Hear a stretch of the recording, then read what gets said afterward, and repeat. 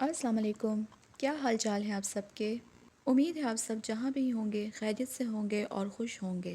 آج اسکول سے آنے کے بعد میں نے ولاگ نہیں بنایا کیونکہ میں بہت بزی تھی کپڑے واش کرنے میں، تو آج کا ڈے بہت بزی رہا۔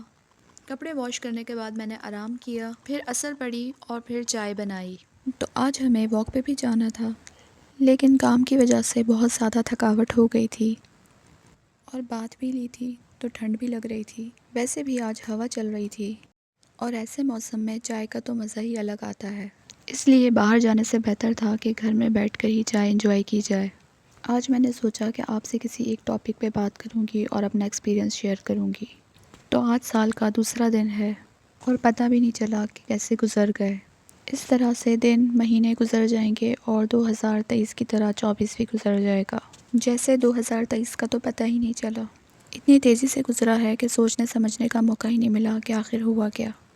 اب دنوں، مہینوں اور سالوں کا پتہ نہیں چلتا، کب جنوری سٹارٹ ہوا، کب سال کا مڈ اور کب سال کا آخری مہینہ دسمبر پہنچ گیا۔ بس یہ سوچنا ہے کہ جو برے کام ہم نے 2023 میں کیے تھے یا پھر کچھ ایسی چیزیں جو ہمارے حق میں اچھی نہیں تھیں، وہ ہم نے 2024 میں ریپیٹ نہیں کرنے ہیں۔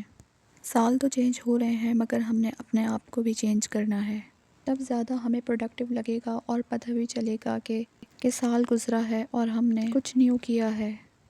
زندگی میں نیو ایکسپیرینسز کو اور نیو ایڈونچرز کو فیس کرنا ہے اور سوچ بدلنی ہے، اور اگر سوچ بدلنی ہے تو اس کا ایک سیکرٹ ہے کہ جب تک ہم جدوجہد کریں گے اور اس چیز کو ٹھیک کرنے کی کوشش میں لگے رہیں گے، چاہے وہ سچویشن ہو، پرسن ہو، حالات ہوں یا مائنڈ سیٹ ہو، ٹائم لگے گا لیکن یہ سب پاسبل ہے۔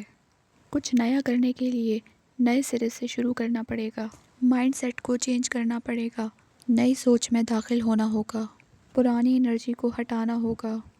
جیسے نئے موسم میں نئے پھول نکلتے ہیں اور سیم ڈالی پہ رہیں تو پرانے جھڑ جاتے ہیں، تو ہمیں اپنی انرجی کا فوکس کچھ نیا کریٹ کرنے میں لگانا ہوگا۔ 2023 میں نے اپنے آپ کو کافی حد تک چینج کیا، ہیپی رہنے کے طریقے ڈھونڈے، ٹاکسک اور نیگیٹو لوگوں کو اگنور کرنا سیکھا، جو ہابی اچھی لگی اس کو اڈاپٹ بھی کیا، اور سب سے اہم بات یہ کہ اپنی پرسنل گروتھ پہ کام کیا۔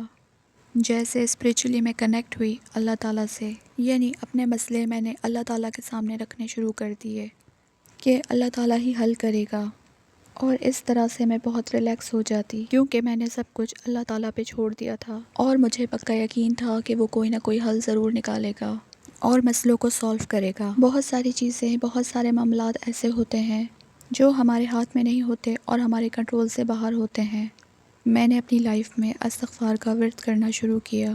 مجھے نہیں معلوم تھا کہ اس کے اتنے فائدے، فضیلتیں اور برکات ہیں، تو جب میں نے اسے پڑھنا شروع کیا اور روز میں اس کی تسبیح پڑھتی، میرے سارے مسئلے حل ہوتے گئے۔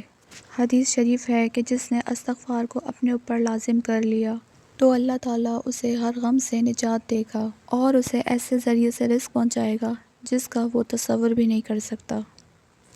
رزق کے صرف بند دروازے ہی نہیں کھلیں گے بلکہ اس میں برکت بھی ہوگی۔